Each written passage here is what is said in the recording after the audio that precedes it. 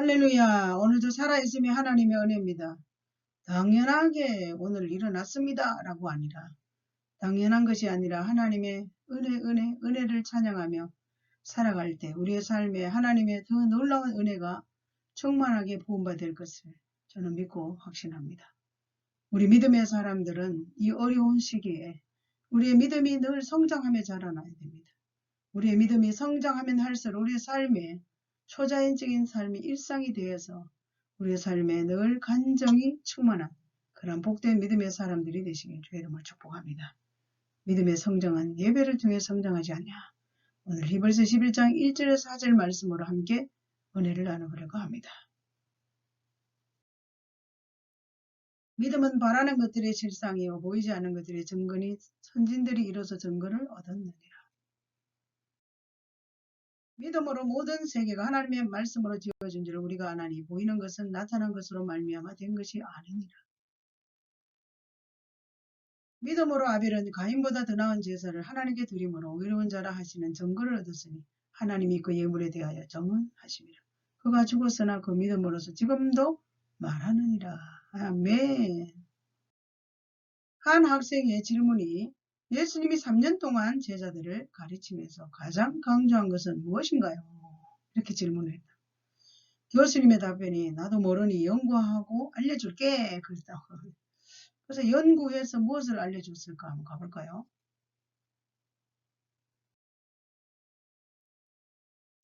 가장 강조하신 게 무엇일까? 예수님에 대해서 연구를 했더니 가장 강조한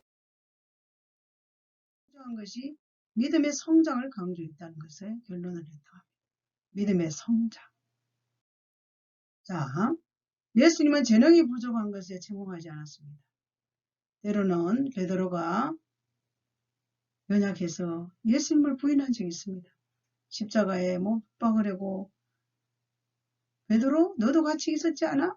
어떤 작은 계집 아이의 소리에도 나는 모른다고 부인했던 그것에 대해서는 책망하지 않았습니다.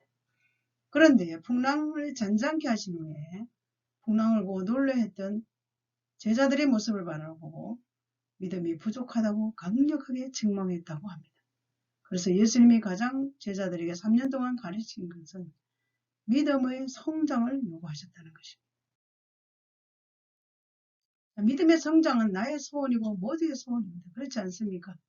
저와 여러분이 믿음이 성장하면 할수록 하나님 앞에서의 삶을 살아가는데 얼마나 능력 있는 삶을 살아갈 수 있는지 모릅니다. 우리의 소원, 모두의 소원이 되어서 믿음의 성장을 향해서 도전해 나가야 합니다. 우리의 믿음을 어떻게 성장시킬 수 있는가? 아벨의 삶을 알 수가 있고 예배를 통해서 그리고 믿음이 자람을 알 수가 있습니다.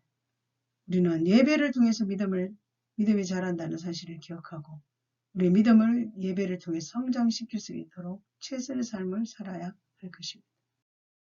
하나님이 이 땅에 왜 교회를 세우셨는가? 이사야 43장 7절에 내 이름으로 불러지는 모든 자 곧 내가 내 영광을 위하여 창조하신 자를 오게 하라. 그를 내가 지었고 그를 내가 만들었느니라. 하나님의 영광을 위해서 저와 여러분이 창조된 자입니다. 하나님께서 만드셨고 지었다고 말씀하셨습니다. 그러므로 저와 여러분들은 하나님의 영광을 위해서 교회를 이 땅 가운데 세우신 목적 앞에 예배를 드림으로 인하여 우리의 믿음이 성장하기를 하나님은 원하십니다. 하나님이 이 땅에 왜 교회를 세우셨는가 했더니 이사야 43장 21절에 이 백성은 내가 나를 위하여 지었나니 나를 찬송하게 하려 함이라. 그렇습니다. 사랑하는 여러분. 우리에게 전도사님이 지난날에 갑상선암을 한 번은 경험을 했습니다. 그래서 목소리를 마음껏 찬양하고 싶고 마음껏 기도하고 싶지만 목소리가 장애가 되니까 힘들어하는 모습을 보고 목소리 나올 때 찬송만이 하세요. 이 말이 얼마나 교훈이 되는지 모릅니다. 저와 여러분을 지으신 목적, 창조의 목적 앞에 찬송을 하게 하시는 하나님의 의도와 하나님 영광을 위해 살기를 원하시는 하나님 마음을 잘 헤아려 드리는 멋있는 믿음의 사람이 되어야 할 것입니다. 예배를 통해서 예배 중에 찬양하고 예배하고 찬양하고 예배하는 것은 우리의 믿음이 성장하는 데 아주 놀라운 비결이기도 합니다. 이 중요한 예배를 우리는 어떻게 드려야 하냐. 히브리서 11장 4절에 믿음으로 아벨은 가인보다 더 나은 제사를 하나님께 드림으로 의로운 자라 하시는 증거를 얻었으니 하나님이 그 예물에 대하여 정언하셨다 그랬습니다.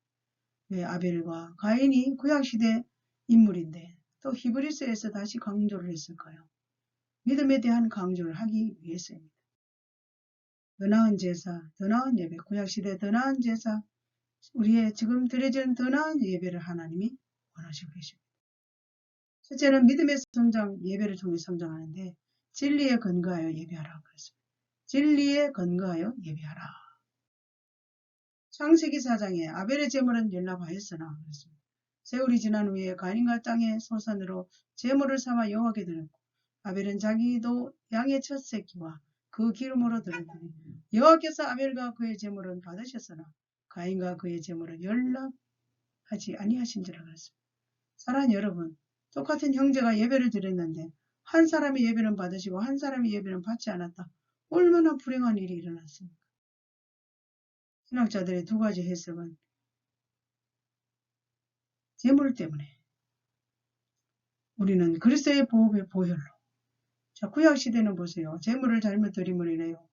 이렇게 제사를 받고 안 받고 일이 일어났는데 우리는 그리스도의 보혈로 예수 피로 우리 모든 죄 용서받은 믿음의 사람들은 하나님 앞에 당당하게 예배의 태도로 자세로 정성껏 예배 드리는 것이 우리가 해야 할 일입니다.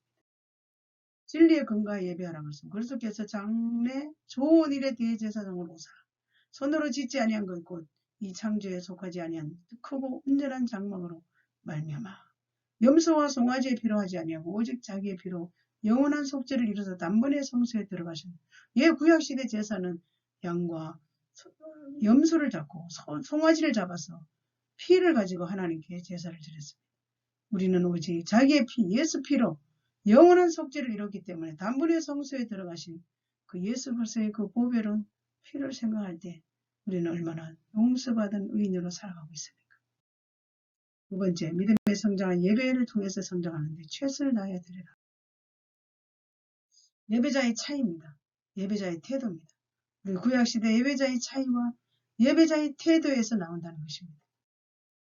똑같은 또 반복의 말씀드립니다. 창세기 4장에서 아벨의 제물은 연락하였으나 세월이 지난 후에 가인은 땅의 소산으로 제물을 삼아 여호와께 드렸고 아벨은 자기 양의 첫 새끼와 그 기름으로 드렸더니 여호와께서 아벨과 그의 제물은 받으셨으나 가인과 그의 제물은 연락하지 아니하였다 그랬습니다. 여러 가지 신학자들의 많은 해석이 있지만 어쨌든 예배의 태도에 예배의 자세에 얼마나 많은 이러한 차이가 나는지 알 수가 없습니다. 양의 첫 새끼와 그 기름으로 예배자의 태도입니다. 아벨과 그 제물, 가인과 그 제물 이렇게 분리되어 나오기 때문에 우리는 예배자의 태도가 얼마나 중요한지 우리를 향해서 주시는 교훈을 우리 묵묵히 생각하면 우리도 예배자의 태도에 얼마나 소중함을 알고 하나님께 나아가야 된다는 사실을 기억하시기 바랍니다. 후손에게 예배를 가르치라 했습니다. 예배는 당대에 끝나지 않습니다. 예배는 개성되고 부모의 여러 모습이 후대의 다음 세에 대물림됩니다. 예배를 통해서 우리의 믿음이 성장하기 때문에 이 코로나 시대에 그냥 유튜브로 앉아서 그냥 실시간에 그냥 앉아서 예배를 드리고 제가 아는 어떤 권사님 그러더라고요. 남편이 예배 시간에 실시간으로 틀어놓고 이제 교회 가는 것이 그냥 불편하게 생각하고 그냥 꾼들 졸고 앉아 계신데요. 속상해서 살 수가 없다는 거예요. 코로나 때문에 많은 사람들이 하나님께 나아가서 예배하는 태도와 삶이 너무너무 달라진 이런 시대에 살고 있습니다. 사랑하는 여러분, 예배자의 태도와 자세를 통해서 하나님 우리의 예배를 받으시고 안 받으시기 때문에 예배를 가르치고 우리 자신이 예배를 잘 드림으로 인해서 우리 후대까지 다음 세대에 대물림되는 이 예배를 반드시 가르쳐서 하나님이 기뻐하시는 예배자의 태도가 되어서 하나님이 받으실 만한 예배의 삶을 살고 복의 근원 되신 하나님을 통해서 복을 받아 누리는 축복의 통로들이 되시길 주의 이름으로 다시 선포합니다. 구약이 가르치는 예배의 엄격성은 아론의 아들 나답과 아비후 다른 불이 삼켰습니다. 아론 제사장의 아들일지라도 하나님 앞에 예배의 태도가 잘못되고 다른 불을 드림으로 나답과 아비후가 즉사했습니다. 다른 불이 나와서 삼켜버렸다는 것입니다. 얼마나 비참한 일이 일어났습니까? 사랑하는 여러분, 우리는 예배의 엄격성을 알고 예배를 통해서 믿음이 성장하기 때문에 최선을 다해서 하나님께 예배하는 믿음의 사람들이 되시길 주의 이름으로 부탁합니다. 예배의 성장, 믿음의 성장 예배라고 했습니다. 우리의 믿음의 성장은 어떻게 이루어지는가? 오늘 가르쳐 주십니다. 믿음의 사람들아, 너희 믿음은 예배를 통해 성장을 약속한다. 라고 합니다. 하나님을 알고 믿음의 사람들이란 반드시 믿음이 성장해야 합니다. 2023년도에 믿음이 성장을 위해서 노력할 때 하나님은 도와주시고 믿음이 성장하면 삶의 모든 영역에 돌파가 일어난다는 것을 알고 하나님이 인정하시는 예배자의 삶을 향해 전진하시기를 결단하며 한 해를 출발하시기를 주님의 이름으로 축원합니다. 할렐루야 아멘.